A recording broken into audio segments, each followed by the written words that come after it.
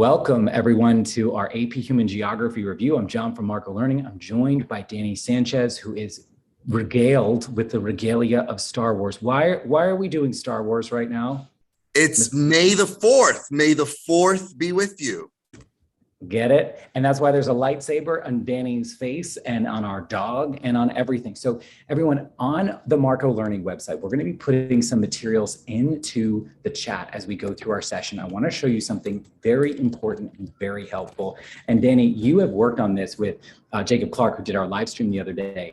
If you are trying to cram for AP Human Geography, first of all, Danny, should you stay up till 3 in the morning? Like, what is some of your just big picture last minute advice for this subject?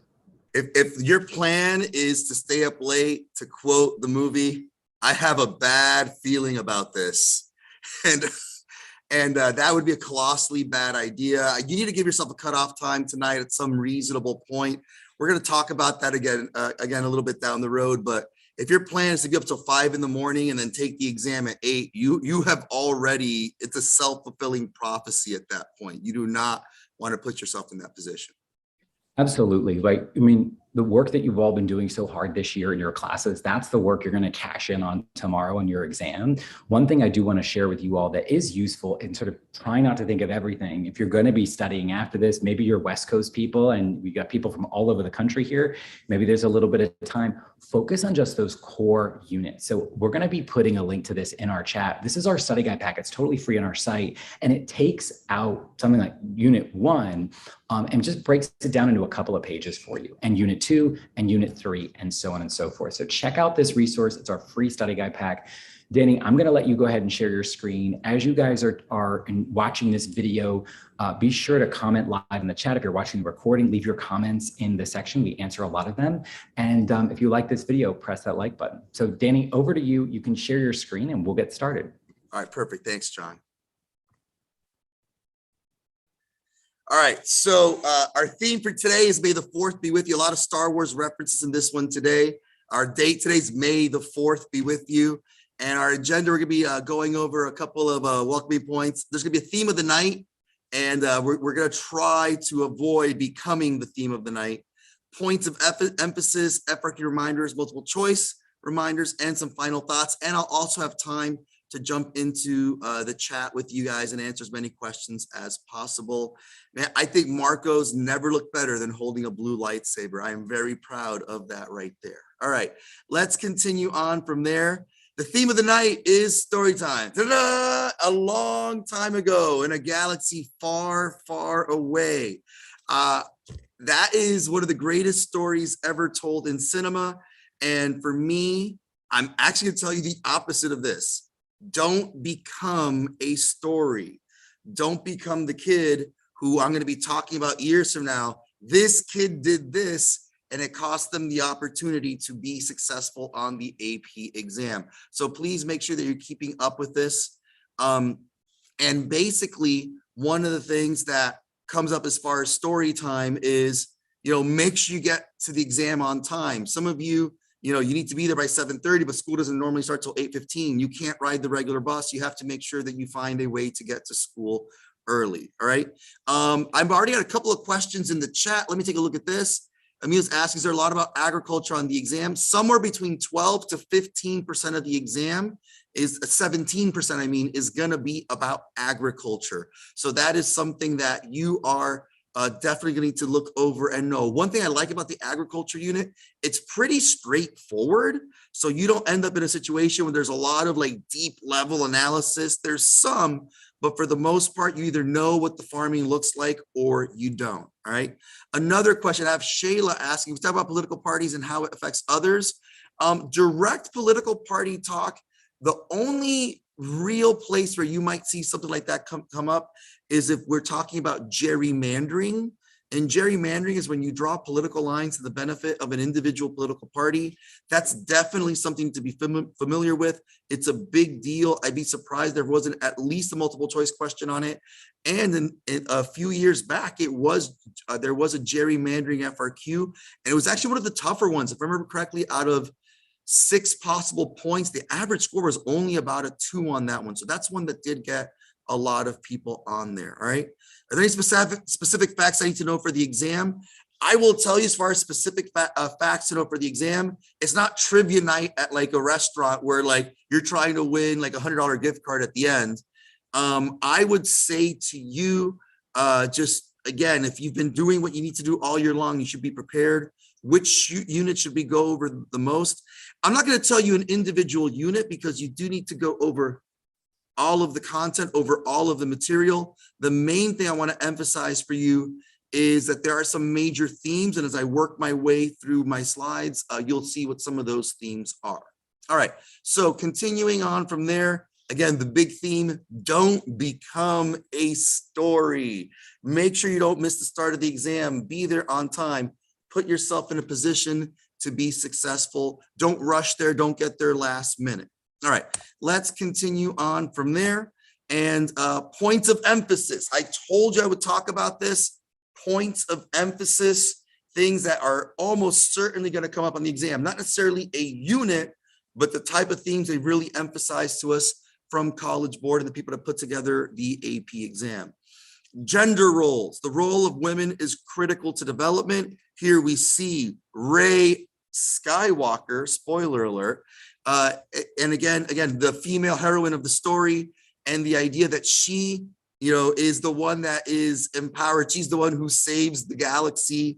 And one of the big things is the role of women in saving us, right here on planet Earth, not in a galaxy far, far away. But again, the role of women, and something that should be really, emphasized is the idea that women, when they are part of the economic process, when they are part of the development, it benefits everybody, not just women. So the first thing I want to go through is the 4 E's: educate, employ, empower, and elect. What do each of those mean? When you give women access to education, it puts them in a position where it can create opportunities for themselves and put them in a position to find employment. Why is employment and working outside of the home so important? Around the world, as so many women are working in the home and working as subsistence farmers, just barely scraping by. When women have jobs outside of the home, it gives them financial independence. The way I always like to reference this, my wife, when her and I got together, she had her own house and her own brand new car parked in her driveway. She didn't need me, and she reminds me of that every day. No, just kidding, of course. But again, the idea that I did not come to save my wife. I was there because, our lives are better together. But she was able to, and very well, provide for herself. Empower. When women are in positions of leadership, making decisions at the executive level, again, it's to the benefit of everybody. I'm very grateful. At my school, I have a wonderful woman who is our leader, who is our principal, and I lean on her constantly. I had to lean on her today a lot. A little bit of a rough day at school. But again, the idea that that woman in that position of leadership, she works to the benefit of everybody in that building. And the last one, elect. When women are part of the political process, when women are part of the national legislature, again, it benefits and impacts everybody. As a matter of fact, right now is the point in time in which the most women are part of our national legislature. And the sad reality is it's only 25%, which means our government is not a true reflection of what our population looks like. Should be closer to 50%, just like the demographic data. All right, so before we move on to the next slide, I've got another question in the chat. How does new urbanism convince people to move back to cities? Hey, that was an FRQ a few years ago, and it really messed with people's heads. I remember Mr. Clark was grading that one, reading, scoring, that's the better term. They don't like the word grading, but essentially what you got was out of 6 possible points, I think the average on that was about a 1.1. It's one of the lowest scoring FRQs they've ever had. And I remember Mr. Clark telling me that he was just going through folders and folders, 0, 0, 0, 1, 0, 0, 0, 1, and there weren't many points in there. All right, and new urbanism basically is the idea that the cities are going to be more friendly and be multi-purpose zoning. You can have restaurants, bars, office space, apartments, and shops, and you bring all of these together so that the people who live in this area, the theme is called, live, work, play. You live in the area, your office space is in the area, and you go out, you know, for dinner and drinks afterwards in the area, and it makes it a lot less car dependent. So that is the main theme of new urbanism. It's walking friendly. The idea that you never have to jump into a car like in the suburbs where we're constantly, I live in the Florida suburbs, are constantly jumping in our cars to pretty much do anything. Lauren asked, are FRQs why are they only written in pen? They're only written in pen because I'm an AP reader. I'm going to be going to Cincinnati on June 2nd, and I'm going to be reading a couple thousand of these. And they really do it more than anything to save like the strain on the eyes of the readers. It does have a nice contrast. So that's why FRQs are only written in pen. All right, let's go to our next point of emphasis. And again, please, I love that I'm going back and forth with, you know, going over my slides, and we're just being really interactive. Please ask away, ask away. All right. Another point of emphasis is scale, identifying differences between local, national, regional, global, and because it's May the 4th, galactic impacts. And there you see Emperor Palpatine and the Galactic Empire. They're ready to strike back. But we are here, you know, their college board's a Galactic Empire. We're here to save the day with our lightsabers and be able to have all of us pass the AP exam. All right. Next is identifying the scale of analysis. And identifying the scale of analysis, what you're trying to do there is find what the data point is on the map that you've been given. There's a theme to this map. All these maps have some piece of data, and can you find the scale of analysis? All right. And I'm going to get away from the Star Wars theme for a minute. I do feel the need that we need to kind of interpret this a couple of ways. All right. Let's talk about pizza. Scale. This is Joe's Pizza in Manhattan on 14th Street. I've actually been to this location. It's considered by many New Yorkers to be the best pizza slice in the city. Not necessarily my vote, but definitely a phenomenal slice of pizza. I'm originally from North Jersey, so I'm a pizza snob, all right? So again, local, a few locations in New York City. In contrast, slide to the right, there's Domino's Pizza. And Domino's Pizza is one of the biggest food chains in the world. They have over 17,000 locations, and they have 90 countries that they're represented in. So what's the scale for each of these? Joe's Pizza, very local, specifically to New York City. Slide to the right, you see Domino's Pizza, it's a global brand. So that's understanding the impact of something. You can have a local little pizza shop, or you can have a global chain of pizza shops. The other way that we need to talk to scale, and I see a couple more questions. I'm going to be jumping on those in the chat in a minute, but I want to finish the theme of scale before I move on. All right. And the next one is going to be scale of analysis for the election of 2020 between President Biden and former President Trump. All right. Blue represents Biden and the Democrats, and red represents Trump and the Republicans. Scale of analysis, scale of analysis equals the data point. What's the data point you're seeing? On the left, it's going to be by state, what the electoral value of each of these states is. All right. So the scale of analysis for the map on the left is state level. Now slide to the right. I feel like I should be doing crisscross. All right. Slide to the right. What you see is ultimately the scale of analysis here. The data point is by county. So it's much more local and much more specific to individual counties. Something else I want you to understand, and this is something that can help you like really hone in on some of those questions.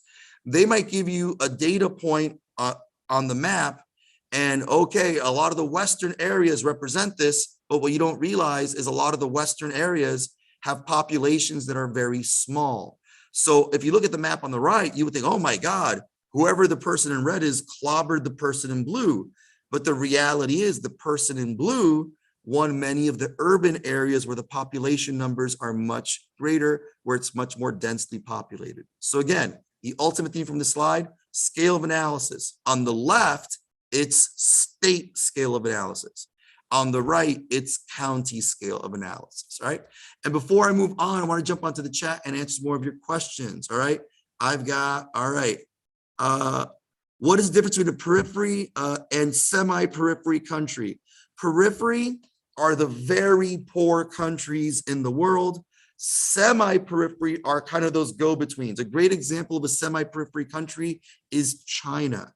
All right, they're no longer a true poor world country, yet you wouldn't truly reference them as a member of the developed world and a rich world country. And also understanding the relationship that exists. Semi-periphery countries get exploited by the rich world, but in turn exploit the poor world. Here's an example of that.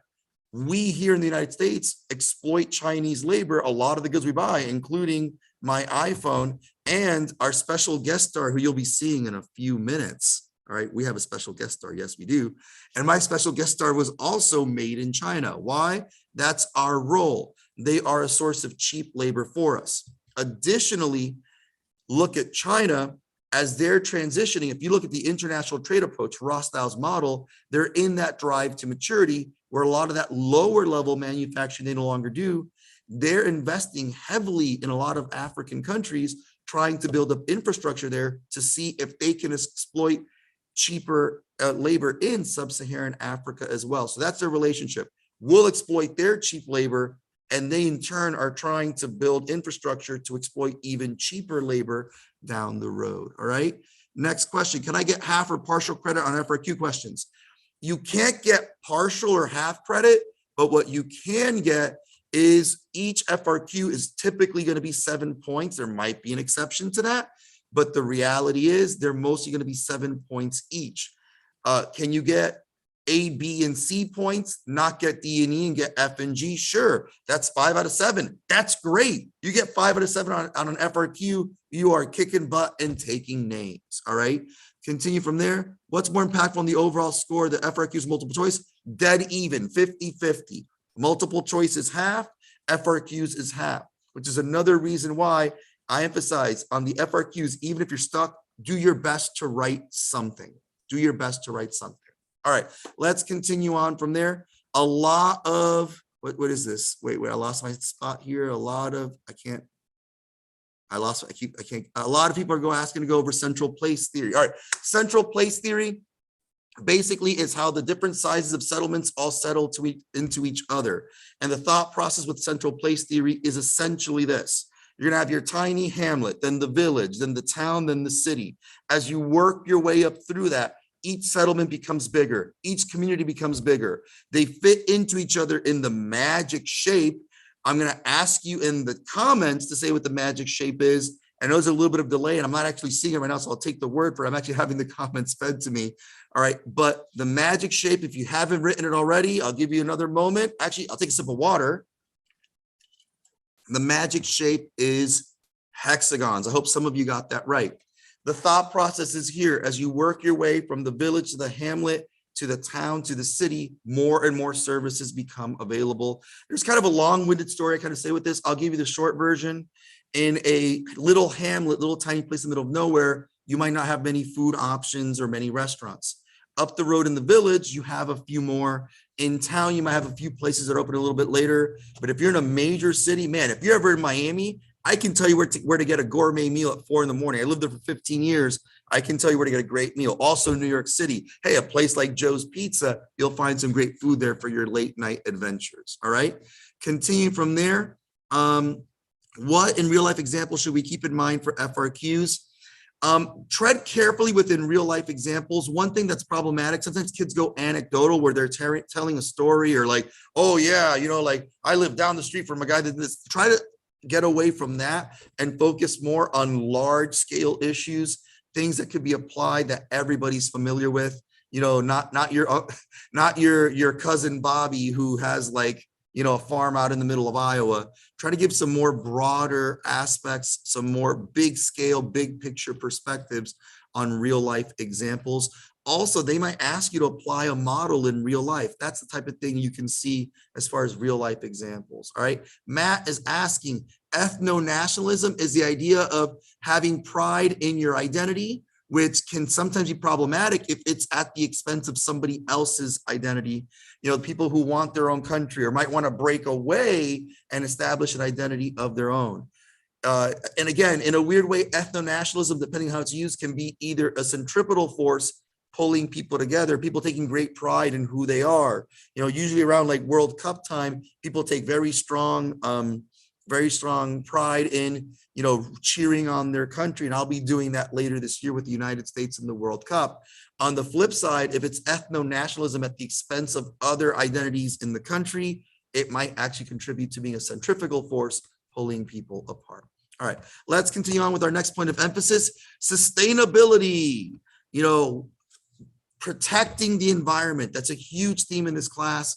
The idea of being able to build up your economy without trashing the environment. That's a huge point there in the sustainability. You know, and I'll get to, again, the wind farms in a second, but also using resources without depleting them. How are we going to be able to continue to create energy in the future? How are we going to be able to make sure our quality of life doesn't suffer? And also in the process that we preserve the environment.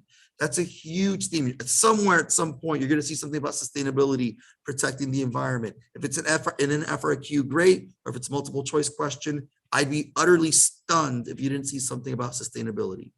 Energy alternatives. Guys, again, sun power, solar power, wind power, hydroelectric power. These are things that we're going to have to master in the future, create the economies of scale that go with this, where we're manufacturing and investing enough in alternative energies where the price per unit drops down. This is going to be the future. If it's not the future, then I'm going to make friends with Elon Musk so that we can colonize Mars together. I'll be his wingman on that. All right, let me look at questions in the chat. All right, is ecotourism sustainable? Yes, absolutely. That's when you are, you know, in Costa Rica, they do like these rainforest adventures and you can go kayaking and whitewater rafting and zip lining. And those are dollars that go directly into protecting the local environment. And it's not just, you know, a cash grab and people are trashing the environment to get all of your tourist dollars. All right, let's go on there. What are the A words? Assimilation, acculturation. Assimilation is when you, especially, these are particularly important words in countries like the United States with a strong history of immigration. So assimilation is when people come to a new country and you end up absorbing a lot of the new culture. Here's an example of assimilation. My parents came from Cuba. When they moved to the United States and ended up here, they had never even heard of Thanksgiving. Next thing you know, hey, assimilation, the idea that we start celebrating Thanksgiving as well every fourth, you know, Thursday in November.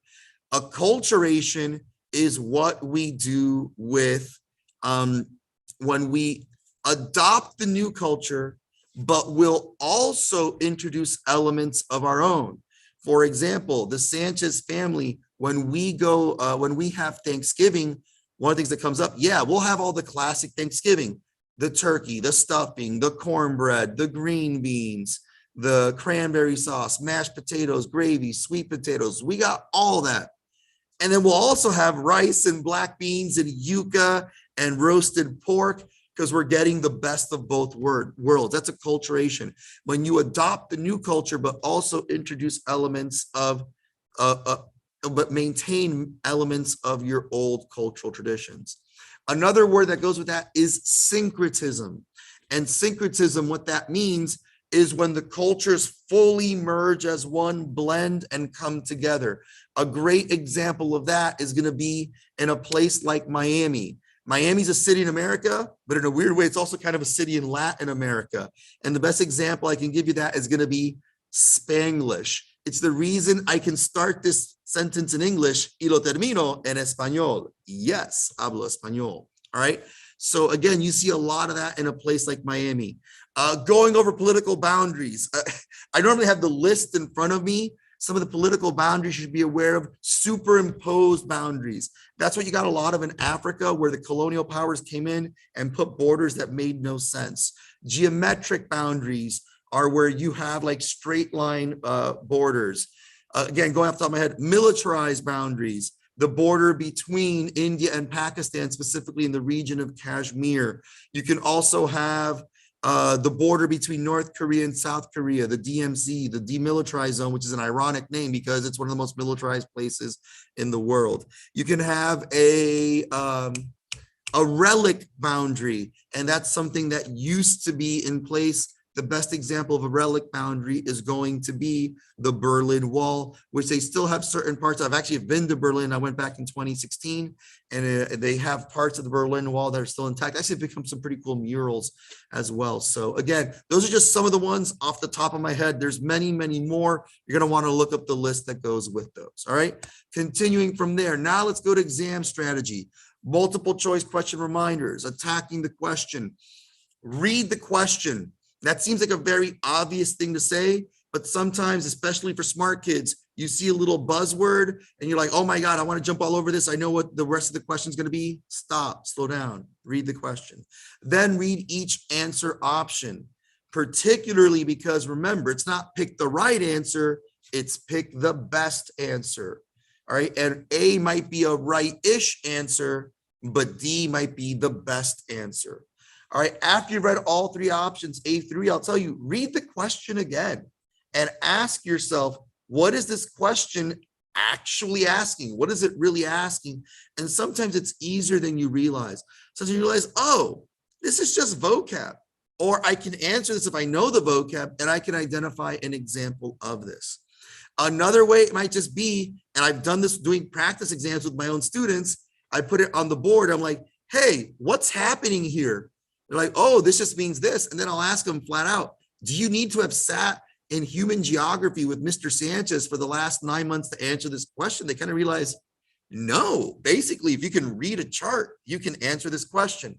So that's what I mean by asking yourself, what does this question really ask? So read the question, look at all the options, read the question again, ask yourself, what is this question actually asking? Next, all right, easy mistakes in the multiple choice section. Hey, I told you, don't become a story. You're getting some stories, all right? Focus on your bubbling, all right? If you skip a question, bubble accordingly. Years ago, the smartest kid I had, like this kid's a genius, medical school doctor before he was like 28, just amazing. Smartest kid in the room, and include myself in that. He was taking the test. He was on a question. He goes, you know what? I'm not comfortable with my answer here. I'm going to skip it. Works his way down. He gets to the end. This is back when the exam was still 75 multiple choice questions. Realizes he answered 75 and he was bubbling number 74. And he realizes, oh no. All right. And he has to go back, figure out where he made the mistake, shift all his answers down. And he almost got his test invalidated. I was told by the proctor afterwards, they basically had to walk and say, stop, your time's up. And he took his hands off of it. Thank God. If he kept going, they would have invalidated him. But he actually he told me he left about 12 questions where he knew he had bubbled the wrong answer. So if you're going to skip a question, make sure you're very aware of it. I'd put a star by it in the booklet and on the answer sheet to acknowledge the fact that it's one you want to come back to. Also, bubble as you go. Another don't become a story situation. A student of mine, adore this girl, love her, but she made the mistake of thinking she could answer all the questions in the booklet because you are allowed to write in it, and then bubble afterwards. She ran out of time. Again, back when it was still 75 questions, she only got to transfer about 55 of her answers. Also, spending too much time on one question. Another theme for tonight is focus on what you know. If you realize you're getting doinked by a question, say no, like I'm not going to let this one kick my butt. I am going to move on to the next one. All right. Don't spend too much time on one question. All right. Move on. And if you have time at the end, come back to it then. Also, kids ignore the stimulus. If they're asking you a question and there's a map, a chart, or a picture associated with it, it's there for a reason. It's not just there as window dressing. Also, talking yourself into an answer. I'm going to be very honest with you right now. I'm going to give you multiple choice strategy and also life advice. Someday you're going to ask somebody to marry you, or they're going to ask you to marry them. If you have to like talk yourself into, I should propose, or I should say yes, run for the hills. That's your answer. The fact you don't know is your answer. Talk talking yourself into an answer leads to you talking yourself out of a right answer. A lot of you are really smart kids. You're the kids who put in time and effort. You're also the kids who are more prone to overthinking things like, every other year, if there's a lunar eclipse, if you look at the sky just right, then this would be the right answer. If you got to talk yourself into it like that, don't do it. Don't change your answers. The only time I'll say you can change an answer is if you're dealing with a situation where you made what I call a catastrophic error. You realize, oh my God, I interpreted this question incorrectly. I actually need to answer the complete opposite. Or you see something later in the exam that kind of like jogs your memory, like, ooh, I understood that previous question wrong. I'm going to go back and make a correction.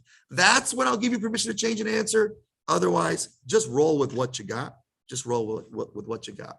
All right, before I go on to FRQ strategy, let me look at some of the questions here. Can you go over some push and pull factors when it comes to migration, cities, metro areas? Here's a simple one. A factory opens, that's a pull factor. That's going to draw people in. All right. A factory closes, that's going to send people away. So that's a very common example. Job opportunities draw people in. Culture, having events in a city draws people in. Lack of things to do sends people away. Do we have to know language families? I'm going to tell you, you don't need to memorize them, but you need to be generally familiar with them. Could there be a question where they're saying, what language family is this language in? Maybe. Again, they try to get away from like trivia night questions, but there's always like typically a few that probably sneak in there. But it might also help you understand languages that are more closely related. An FRQ question last year is why is there a higher percentage of people in the Netherlands who speak English in comparison to India? And the reality is that because Dutch and English are part of the same, not necessarily language family, but the same language group, branch, and group, it makes it easier for people who speak Dutch to learn English. All right. Continue from there. Any math like population growth. The one I'll tell you that you could potentially have to see might be calculating a natural increase rate, crude birth rate minus crude death rate, whatever your answer is, and then you divide it by 10. So let me give you some basic numbers to work with. If your birth rate is 30 and your death rate is 10, the difference is 20. Divide that by 10, your answer is 2. I will give you something. If your answer is higher than 4, you probably forgot to divide by 10. So make sure you're keeping up with it like that. All right. What are real life examples that we need to know about for the test? I'll say this. Anytime you can say something that's happened in events, here's an example, like last year, choke points. All right. In the Suez Canal, that big cargo ship went sideways and blocked it. It's a choke point. It gets blocked. Hundreds of cargo ships can't pass through the Suez Canal. It's a major disruption of commodity chains. And next thing you know, like a factor like just-in-time delivery is being disrupted. And now you're getting shortages and things are not, getting there. An explanation on law of the sea. Look, up to 12 miles out, you're basically still in the country. You have to follow all the laws. And within 12 miles, a foreign ship cannot travel through without your permission. 12 to 24, the travel restriction is relaxed, and a country only has basically immigration and environmental jurisdiction in 12 to 24 miles. And then you have the EEZ, the exclusive economic zone, out to 200 miles. Within 200 miles, fishing rights are yours. If you're going to drill for oil, those rights are yours. The only way a foreign country can do that to come in is basically if they have your permission to do so. 201 miles off your shore, fair game. Anybody can access the fishing, the resources, any of that. All right, let's continue on and now go to FRQ reminders. All right, let's look at the action verbs. All right, the easier ones, identify and define. Identify. Hey, being able to recognize or provide an example. Hey, if you're holding an ice cream cone, can you say that's an ice cream cone? Simple as that. Define, be able to provide a meaning for a word or a concept. What is the definition of ice cream? It's a dairy-based dessert served cold. You're pretty good. Answers for identify and define tend to be pretty short. you can often get away with answering those with just a sentence, to be 100% honest with you. Identify and define are pretty straightforward there. All right.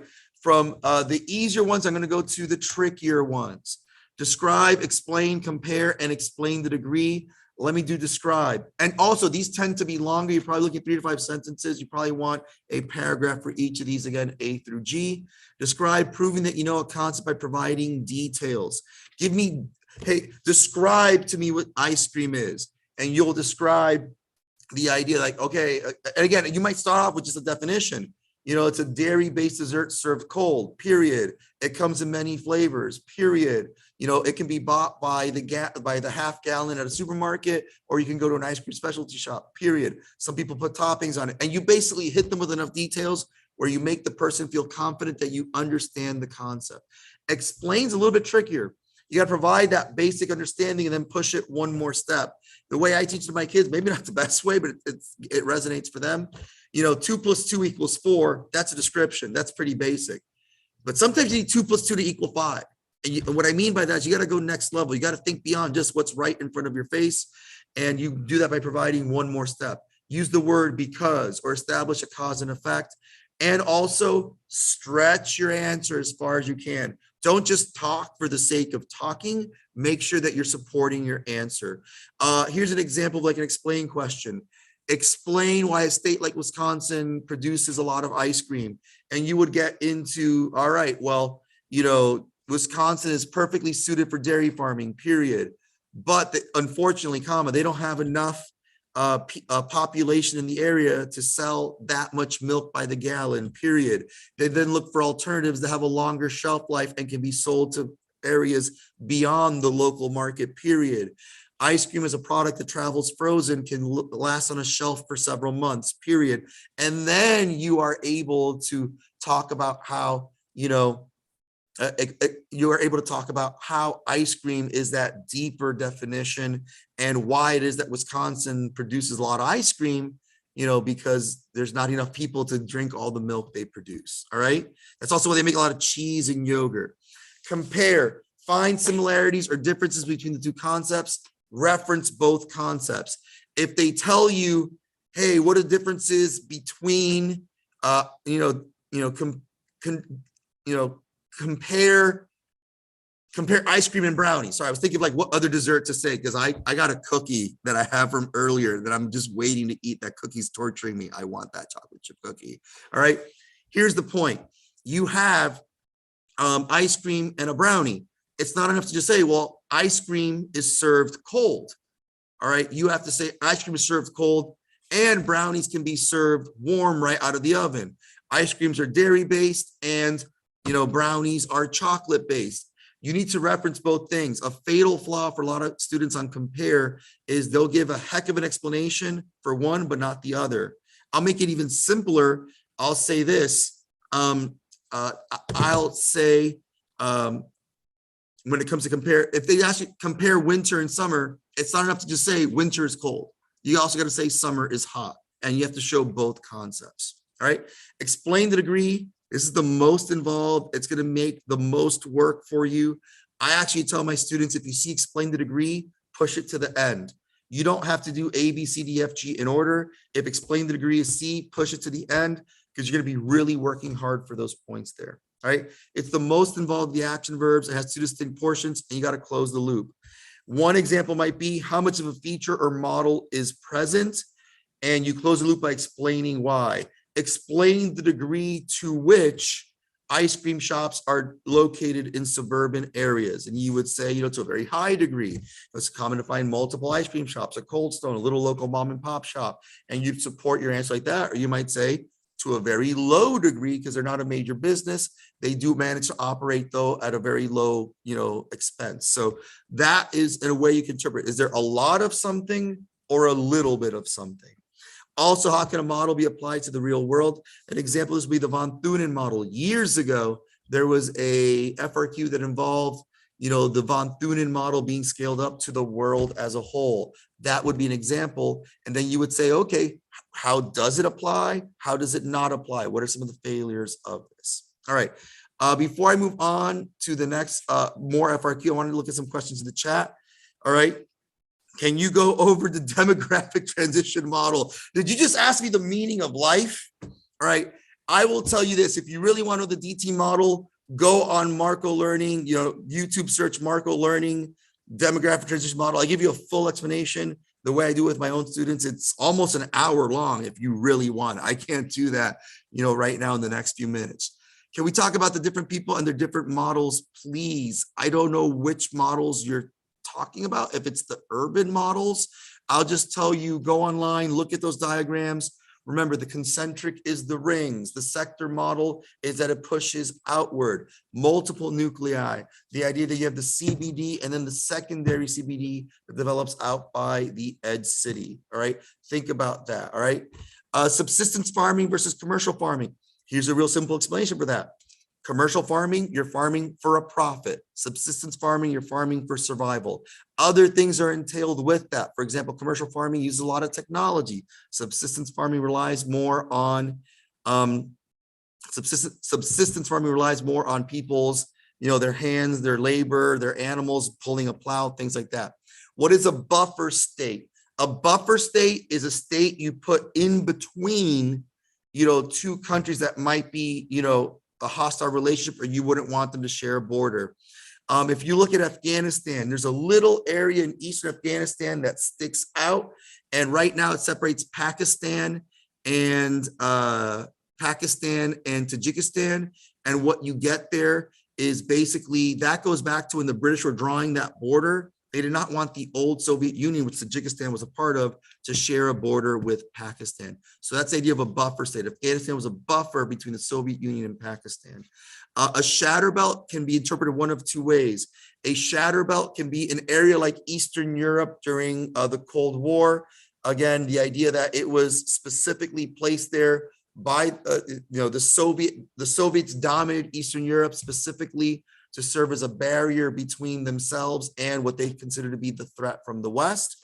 Another example of a shatter belt would be the conflict zone between Kashmir and in Kashmir between India and Pakistan. The difference between expansion and relocation. Expansion diffusion is diffusion that happens very quickly and at a high level. Or you have multiple types of that. You have contagious, stimulus, and hierarchical. Relocation diffusion tends to be much smaller scale and is more about physical movement. Commodity chains are basically a product from beginning to end, from raw material to manufacturing to shipping to it ending up on the shelf at your local supermarket. The best example I can help give you to understand that is when there's a disruption in commodity chains. Think 2020 and the toilet paper shortage. That's an example of a commodity chain breakdown. All right. Continue from there. Well, we need to identify regions and countries in the exam. Potentially, they do that because remember, it's a geography class. You should know where places are. You should know where places are. All right, continuing from there. Easy mistakes on the FRQ. Answers that are too short. Sometimes they get dismissed. Please, if you can't expand an answer, do so. Not identifying, define. You don't need to overcommit there, but definitely describe and explain. Don't answer something other than the prompt. Let me tell you, as an AP reader, there are times when I have read, wow, this is a phenomenal explanation. I want to know what prompt they read because it was clearly something else. It's a great answer to something other than the prompt. Also, label the sections of the FRQ. You need to understand something. For somebody like me who spends a week in Cincinnati every year reading these FRQs, what I land on is this, all right? If it's easier to read, it's easier to find the point. And while we do make it our best effort to never miss any points and scour each word looking for opportunities to help you get points, make it easy on them. Make it easy on the eyes. Please do not under any circumstance write a paper that's just one giant paragraph. That is like, no. And I feel like you're yelling at me, like you're yelling at me to, hey, read this, read this, read this. Guys, organize your writing, all right? Answer A, B, C, D, E, F, G. So this you should know. You don't have to answer them in order. I said it earlier. If one part is harder than the rest, push it to the end and focus on what you know, which is a big theme, another one of the themes here. Finish your thought. I've had so many times over the years where I'm starting to read it. It looks like it's going to be good. And then it just abruptly stops. Finish the job. Also, if they've given you a stimulus, it's there for a reason. If you haven't referenced the map, chart, or picture, and you've written 2 pages, something has gone horribly wrong. All right. Also, not focusing on what you know. Ladies and gentlemen, another life lesson. Guys, I'm a history and a geography teacher. I don't cry myself to sleep because I don't know calculus. I use my force, my social studies special powers. All right. Something else I almost forgot. Hey, there's 3 FRQs, 3 of them. Make sure you write 3. That's another don't become a story. One year I had a student forgot to turn the page. The student didn't see there was a 3rd FRQ. It happened to be the easy one that everybody racked points on. As a result of that, this kid was a really good student, hard worker, for some reason just blanked on the fact that there were going to be 3 and ultimately scored a 2. This student would have racked points on that 3rd one and would have, I'll say this, forget scoring a 3, they probably would have pushed all the way to a 4. So again, there are 3 FRQs. Let me see another question that was presented in the chat. Antecedent boundaries, I speak Spanish, so this is easy for me. Ante, A-N-T-E, means before. It's before the settlement that happens there.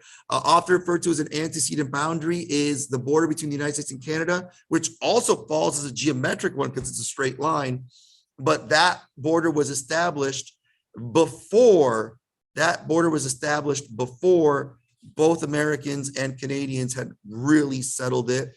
You know, again, that does not take into account the impact on Native Americans, because that's a big theme throughout history, the fact that Native Americans were not accounted for. All right, let me continue on from there and go to final thoughts for tonight. I'm just saying that my thought now. Now I'm going to break out the co-star.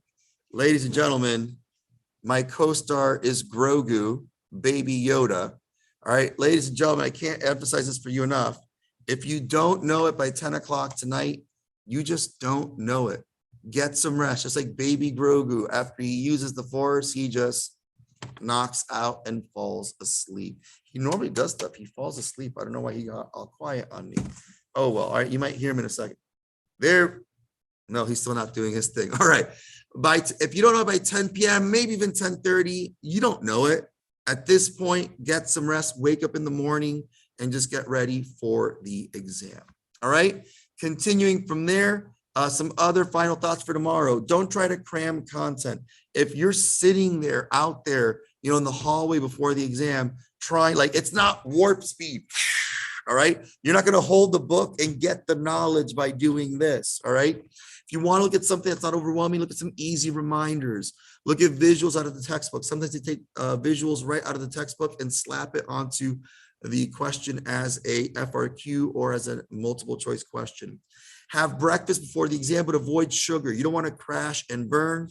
Bring a snack for in between the sessions. And also, hey, take a beat, take a deep breath. Find the funny kid, talk to him. He's going to bring you into a much better mood. All right. Okay, I'm going to go back. I'm going to get out of my PowerPoint now and go into the chat and see some of the comments myself directly. Let me go back into the chat and scroll up from here.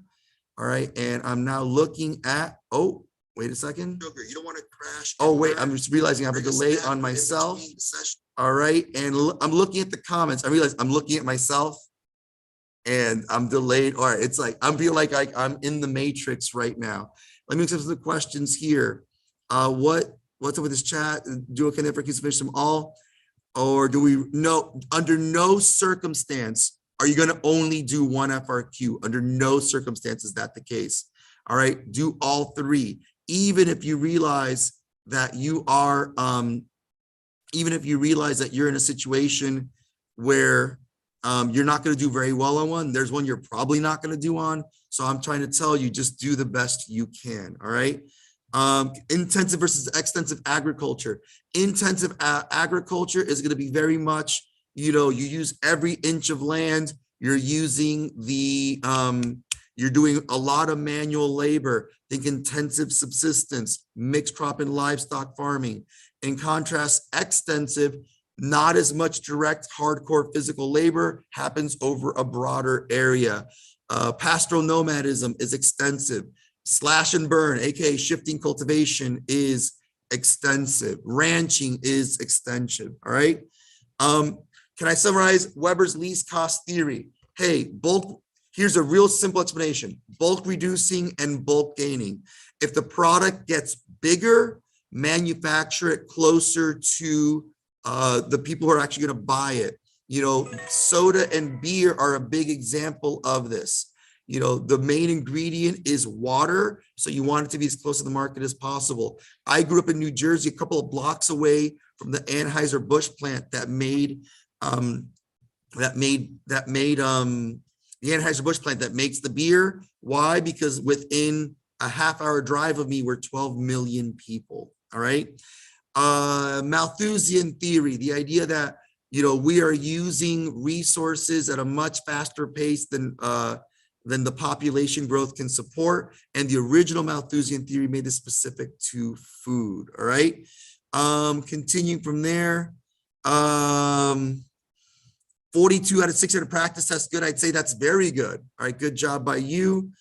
Comparative advantage is just basically the idea that other parts of the world have an advantage for certain things like manufacturing. China's comparative advantage is they got a lot of people. They got that cheap labor. That's how they're able to be part of the global economy.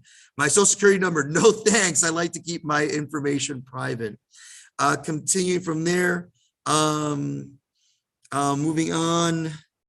All right, sequent occupancy is the idea that over time, different people take over control of neighborhoods. You know, an example, the musical that came out In the Heights recently, you know, that's about Washington Heights, predominantly Dominican and Puerto Rican neighborhood. You go back in time 70 years, that was predominantly an Eastern European Jewish neighborhood, a lot of Hungarian Jews there. So the idea that over time, you know, what used to be a kosher Jewish deli is now a Spanish bodega on the corner. All right, continue from there. Gerrymandering is just going to be drawing of political borders to favor a party, particularly legislatively in the House of Representatives. Continue from there. Forward capitals is when you establish a capital in a new place, either for economic development or for the sake of as a political statement. You know, the most well-known forward capital is Brasilia. They moved their capital from Rio to the interior to develop the economy there. Another example of that would be for the Israelis. They established Jerusalem as their capital, though not necessarily every country in the world recognizes it. Basically, as a statement of, you know, their historical tradition with it, which originally was supposed to be an international city operated by the United Nations. All right. Continue from there. Ethnocentrism is when you see the world from your perspective and believe the only way to see the world is from your perspective. The opposite of that is ethno-relativism, the idea of, you know, hey, like people experience the world differently. If we haven't figured that out over the course of the last few years, not everybody experiences the world the same, then I got nothing for you in that department. All right. World cities, Japan, London, Tokyo. Sorry. Japan, Japan, I'm that tired. New York, London, and Tokyo. Those are the three cities that dominate the global economy and also are the most impactful culturally. All right.